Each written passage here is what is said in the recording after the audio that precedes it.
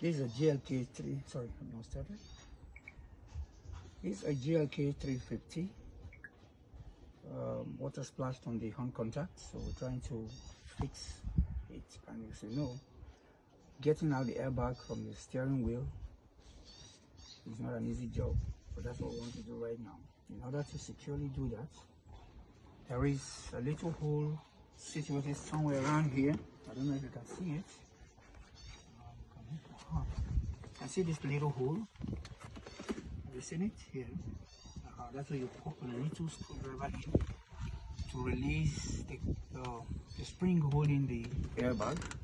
And there's yet another one here. So you can see it there. You pop it open, then this will come out just like this. If that happens, I've already done it. You disconnect this cord from this airbag harness from the socket right here.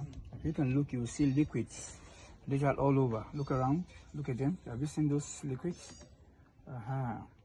That has breached contact within the horn and its surface. So it needs to be brought out, properly cleaned up, and reinstalled back.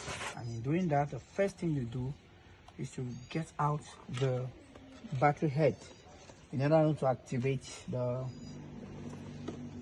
airbag system. So that's what I'm doing right now.